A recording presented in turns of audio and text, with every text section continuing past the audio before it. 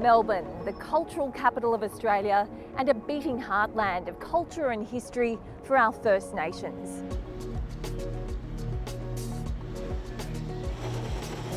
Scattered across these vibrant streets are markers to the original custodians of this land. What you might not know is that it's also been a centre of Indigenous activism over decades, and that's led to constitutional recognition and a voice in this state.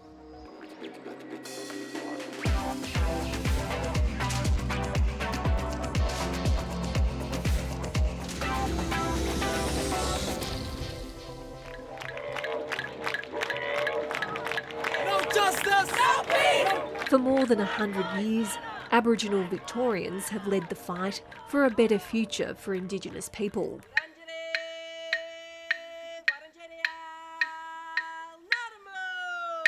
Today, Melbourne is home to thousands of Aboriginal families from the different Indigenous nations that make up Victoria. We're never scared of coming forward and saying what we think about things as the Victorian Aboriginal community. We're not going to sit quietly on the sidelines. We've got a really strong history of our leaders stepping forward. Australians are considering whether we want to change our constitution to create a new voice for Aboriginal and Torres Strait Islander people. Here in Victoria, Aboriginal people have been recognised in this state's constitution for almost 20 years, and the landmark First Peoples Assembly operates like a voice. I always think it's funny when people are talking about the voice and having these concerns about what it might lead to and what could happen, and I know we've had a voice here in Victoria since 2019. We've had a democratically elected group who are providing advice directly to the government, and it works. It's not something to worry about. The Assembly is embedded in legislation, but it does have its own constitution, and it's obligated to bring Aboriginal leaders together from all different walks of life. And Aboriginal Victorians can cast their votes in special elections to choose its members. It is a privilege to be here today on the lands of the Wurundjeri peoples. Gunditjmara man Ruben Berg is one of the co-chairs. We've got huge ranges of diversity amongst our members of our Assembly, and they're the ones that our people have chosen. It's a democratically elected process to make sure that what people want is the people who are representing them there. And when I think about this idea of an elite class, that's something that belongs to the colonisers, where they've had generations of people born into wealth. That doesn't exist within our community. Everybody who's a leader today has struggled and strived to get to that place. Top of the Assembly's priority list is a significant and complicated piece of work to begin negotiations with the state on what could be Australia's first treaty. About 8 years ago, the Victorian government started talks with Aboriginal Victorians about what a treaty might look like here. So there was a pretty urgent need for Kooris to decide how best to represent themselves. So who gets a seat at the table? How do you arrive at a unified consensus? Is every clan and nation fairly represented? These are some of the questions that are central to the debate over a voice to Parliament. And there are some clues here in Victoria about how it might all work. There have been dissenting views on the Assembly's structure. Some Indigenous people in Victoria, including Senator Lydia Thorpe, want more language groups represented and have criticised the process as ineffectual. That's what the voice is about. Gunditjmara leader Auntie Jill Gallagher was Australia's first treaty commissioner and says the Assembly has to represent the common concerns of Aboriginal people. We have 65,000 Aboriginal people in Victoria. Can you imagine trying to get a decision, 65,000 people sitting around a table, a big table? It doesn't work like that. We're talking about issues that affect all Aboriginal people in this country today, whether it be housing, employment, education, and the list goes on. There are 32 seats in the Assembly. Most of those are open seats for regions across Victoria, and the rest are reserved for different traditional owner groups. The Assembly is already giving some non-binding advice to the Victorian government. It's a good example of the progress that can be made when First Peoples are put in the driver's seat, when solutions are crafted by First Peoples for First Peoples. It's no easy task to put your hand up to be a representative of your mob, because while Indigenous nations and clans share common concerns and histories, they retain distinct and special identities of their own. When you look at prehistory, when you look at before colonisation started, we never had a national tribe or a statewide tribe. In a modern world, what mechanism can talk to governments? So we had to have a statewide mechanism, but at the same token, not disempowering clan-based decision-making. Auntie Jill is excited by the progress she's seeing here in Victoria. Do you think people who are unsure about the voice could look to Victoria to see how it's already working down here? I think it'd be amazing if they looked at what's happened in Victoria. Yes, it's working. No one's rents have gone up. No one's lost their land. And nor is that ever going to happen. The Assembly is still working out what will be negotiated with the state. While it looks like Victoria will be the first Australian state to sign an historic treaty, Queensland, New South Wales, South Australia, the Northern Territory and Tasmania have committed to starting talks with First Peoples. For me personally, it was as much about the fact that generations of our people have had to struggle to have their voice heard, struggle to get better outcomes, and I don't want our next generations to have to struggle.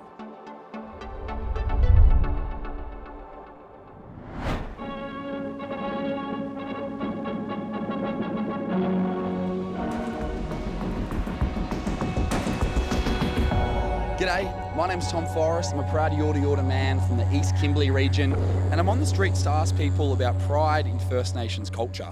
Are you proud of Aboriginal culture? Oh, 100%. Are you proud of the Aboriginal culture? I'm very proud of Aboriginal culture. I grew up in culture since I was a baby. I'm proud to call myself a Ngurrindjin Walmajati, teenager of the Kimberley region. My totem is Barramundi. I take, really pride of it. When I see the traditional people speaking their language and with their culture and everything, I get very envious. There's one thing that the white society could give back to us, and it won't cost them 1 single cent, and that's self-respect. I want to be accepted for what I am, an Aboriginal, not a black-white fella, Oh, I think I'd be prepared to be called British. Why, really? Well, I'm part of the European stock, and if I called myself Australian, I'd be lowering myself down to, I suppose, to stay the Aboriginals. Let's say goodbye to you, and I think it's time that we said here that we're tired of saying we can't change things because we have no power, we have no strength. Our power and strength is that we're black and that we're here together. I'm just the same as a white girl. I can do things like work girls, I'm not casted away. I can go into a hall and everybody looks at you and say, oh, she's just the same as a white girl. Just because you're different coloured skin doesn't mean nothing, The perseverance of our old people and, fighting through hardships, land rights, political rights, and to still retain a lot of our culture that makes me proud. I think it's pretty good, considering all the things that's happened. It's quite a privilege and honour to be Aboriginal. It's the oldest living culture in the world, so yeah, it's good to be a part of that. Do you think Australia is proud of First Nations culture? I think overall there is a sense of pride. However, there is pockets of, of people across the country who may not be. And that's probably because of their lack of understanding of what Aboriginal culture actually is. No, I don't think so. You'd think after 233 years that, they would have something to be proud of. Well, you think about Adam Goods and high achieving or just achieving, Aboriginal people. You're given a very short leash, I guess. I think they are, but they need to learn more about, in depth about Aboriginal culture. We do have Aboriginal studies at school, but it's only limited to year 9 and 10, and I'd like it right through the grades. What do you think that the white community has to learn from the Aboriginal people? That there is a way which is not a way which includes materialism, and that the white society need to treat each other with more love and understanding before they're in a place to teach Aborigines. Well, you're the same as a white person, a white girl. You're very, very white tonight, as white as you could possibly be. Naturally, yeah, the dress, but not the colour. Is that so important to be white? Yeah, no, I don't want to be white. I want to stay my own colour. I'm proud of being Aboriginal.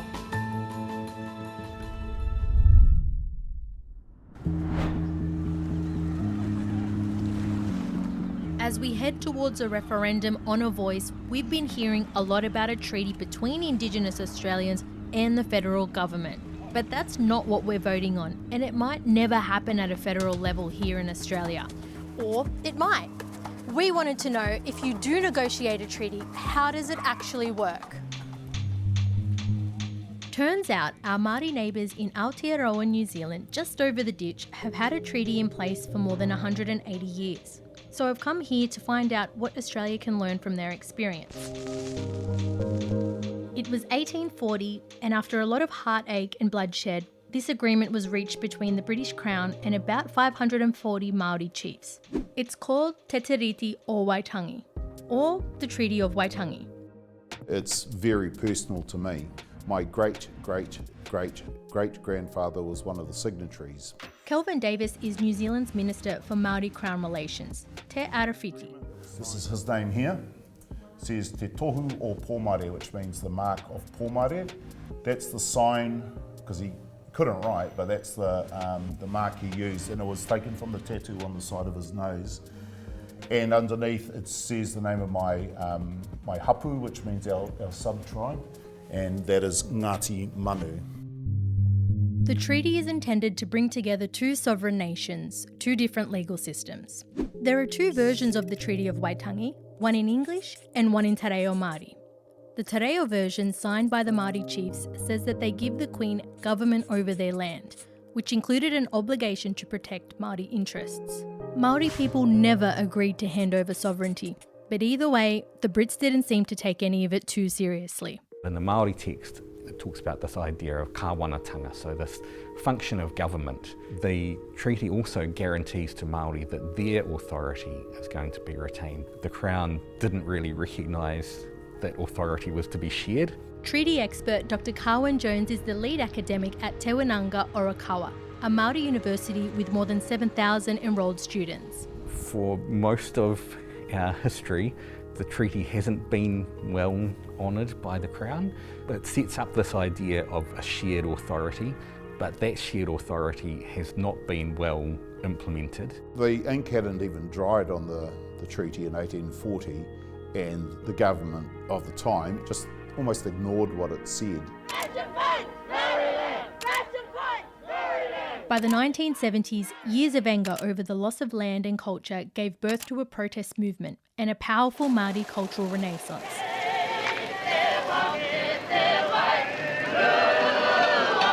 It was a huge moment. A renaissance. People realised our language was dying. Through the hard work of a lot of people who were labelled protesters and agitators, we started to see positive change for Māori. What do we want? Justice! When do we want it? Now! Māori started to say, the treaty is a fraud, the treaty is a fraud. And I remember people going, oh, that's terrible. How dare they say that about our lovely treaty? It's this wonderful document that brought us together. And Māoridom went, that's not really working. We need to change our rhetoric. So instead of saying the treaty is a fraud, they said, honour the treaty. And then non-Māori New Zealand went, honour it? We have to do what it says. In 1975, the Waitangi Tribunal was set up to hear Māori claims around breaches of the treaty. The Waitangi Tribunal makes recommendations to government, which government can, for the most part, choose to either accept or to ignore. The tribunal doesn't always agree with Māori, but often they do, and they make recommendations saying that government should do this or do that to make amends for failing to honour the treaty throughout the years. A lot of the historical claims for breaches of the treaty have ended up in settlements of land and money, as well as formal apologies from the Crown, co-governance of rivers and lakes, and the restoration of Māori place names. I think it's a really important part of our healing. It's about justice. It's about fairness.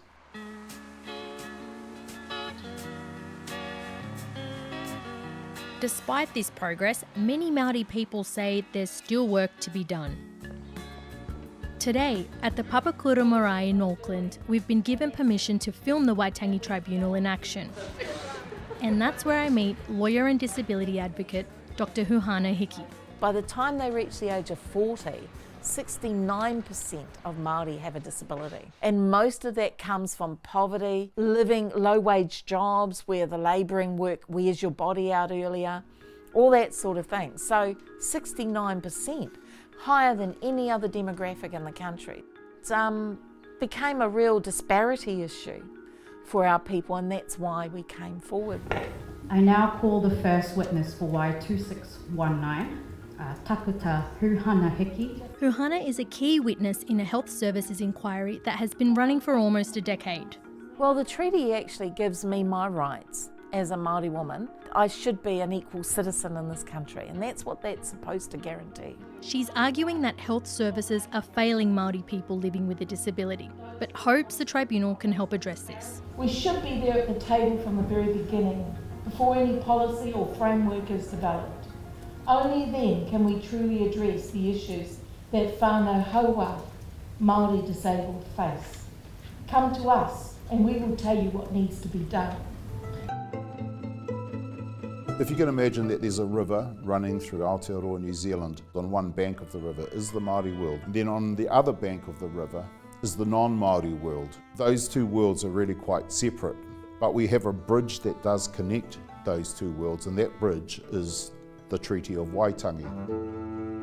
As we weigh up what the future might look like for Australia, there's much we can learn from our Māori neighbours. You need something that guarantees Aboriginals their rights and their voice, because, you know, they still are being treated like as though they don't belong.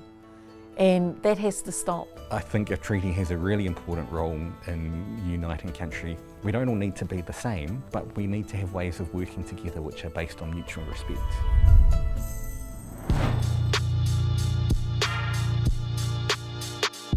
Every eligible Australian gets a vote. We're all going to be asked the same question. But do we understand what voting yes or no means? Do we understand how it will change our constitution and how it might change our future? We are being asked as Australians to walk just a few short steps, to establish an advisory committee. That's what the Voice is, an advisory committee. I strongly advocate a no vote because I've listened respectfully to all of the contributions. I've listened to the legal advice. Today we're going for a walk to take a look at both sides of this debate. Down this road is the case for the no campaign. On this street, we'll take a look at the yes case. Yes and no are fighting for our vote. Many are undecided. They're trying to figure out what's best, who was right, and who should I believe? Welcome to Yes Street. The government and prominent Indigenous Australians are driving this campaign to enshrine an Indigenous voice in the Constitution. They've developed the law and the referendum question we'll all vote on. Now, those on the yes side say that the voice will help close the gap, that it was years in the making. They say it was designed by First Nations communities to help empower them, the result of lots of dialogue that culminated at the Uluru Convention in 2017. We seek constitutional reforms to empower our people and take a rightful place in our own country. But exactly what the voice looks like, how it's built, what it does, how it operates, that will all be decided by politicians after the nation votes yes. Now, those on the yes side have been criticised by the no side for not providing enough detail.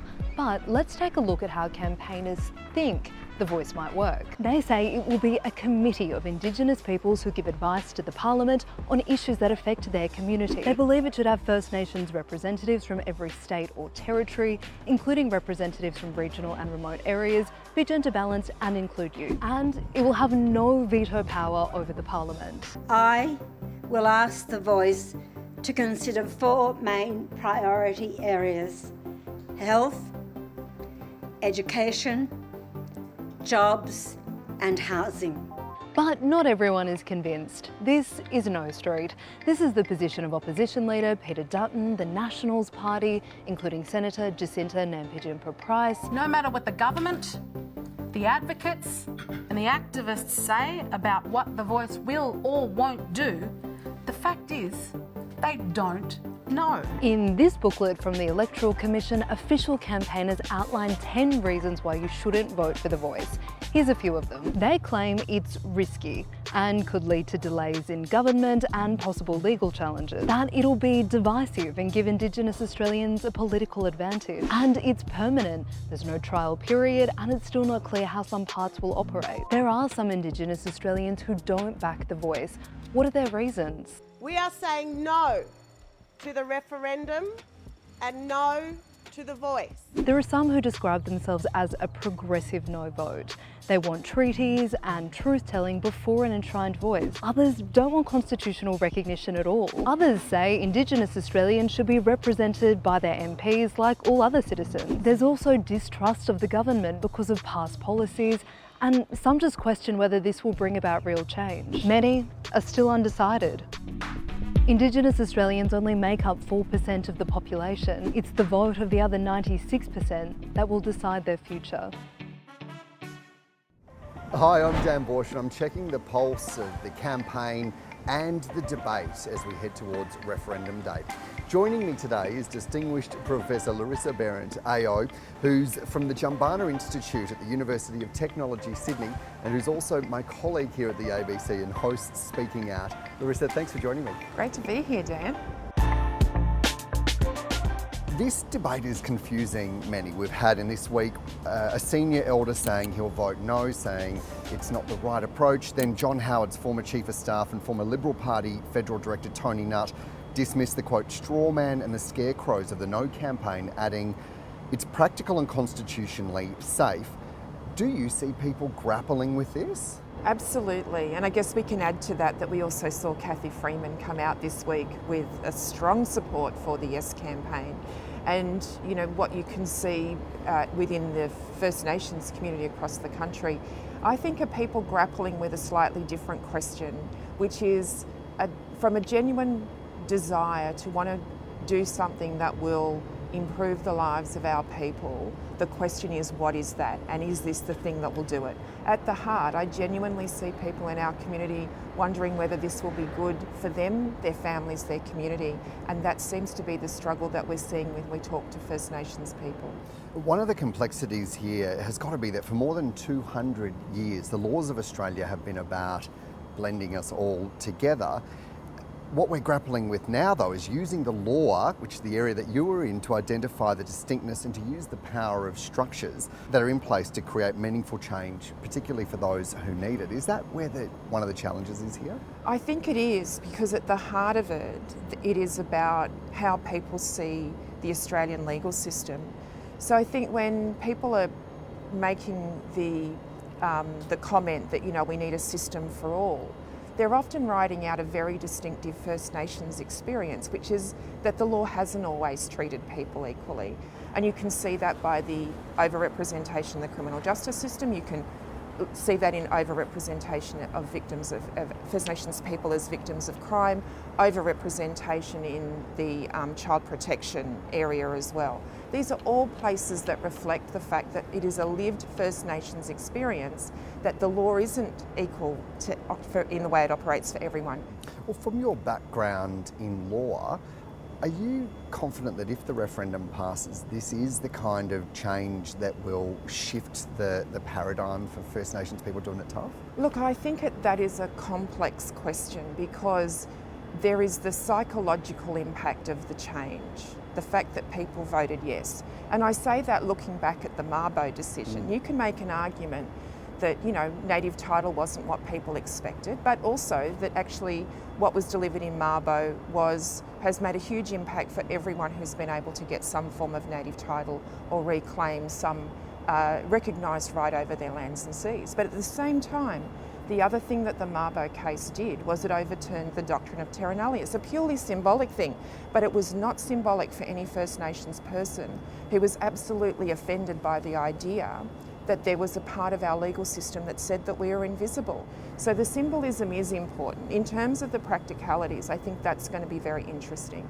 If we see a yes vote, it's really going to be incumbent on those who have promised and have had faith that this is going to lead to change. They've made some big assertions about what a voice will lead to, it's going to be up for them to deliver, to bring the rest of the community with them. On the other hand, if we see a no vote, it's going to be incumbent on all of those people who've said this isn't enough, that we need more, to deliver that. You also must be grappling with this challenge of being a professor of law and understanding the complexity of legal structures, also being a storyteller and a broadcaster here at the ABC. How do you think we're viewing the way that the media is navigating all of this? Look, I think there's an extra layer for those of us who have media roles through this and are First Nations. We're often really confined by the editorial policies of the places that we work in a way that doesn't always recognise or appreciate the complexities of the relationships that we have across the communities. And I think that's the other thing when you ask about, you know, what does it mean once we get the result? I think there's going to be a lot of healing to do as well, no matter what the vote is. What does Australia look like the day after the referendum? You know, obviously the answer to that question is very much going to depend on the result. If we see a yes, you know, I think there is a chance for the hope of a new conversation and a new pathway forward. You'll have recognition in the Constitution and a promise of a new body. Then the challenge will be the detail. It'll be delivering on the very big promises that were made. That's a very hopeful place to be. I think if it's a no, the first thing to deal with will be the psychological impact on First Nations people and what that means in terms of the message it sends. And the responsibility will be on those who've said this is not the way forward to show us what is the way forward.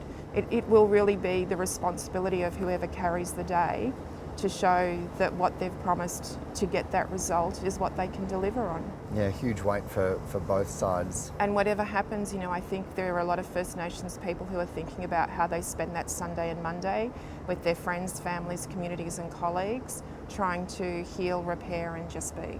Larissa Barrett, thank you so much for joining me. Thank you.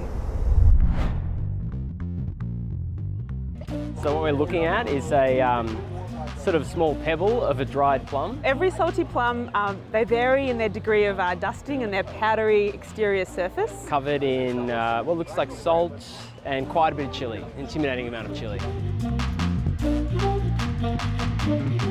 I feel like salty plums, they unify as much as they divide. Salted or salty? Never tried salty plums before. Salty plum, never had one before. Kids up here go crazy for them. My sisters, my friends, lots of people eat them. Everyone, my family.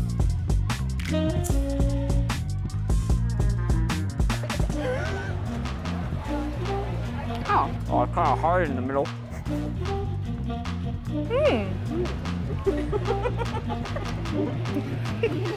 No, it's smoky. Oh, yum. Explosion of salt and spice, and then very sweet. It's hitting the back of the throat now, very sour. Mango-ish. It's like kind of almost like a tamarind a little bit, but not sweet. I'm not going to put the whole thing in my mouth like an amateur. Yeah, okay, very interesting. There's a lot going on. Very salty. Fruity, yeah, sour, absolutely. Tastes good. It's really nice. I kind of want one again right now. You can have another taste? No. You don't like it?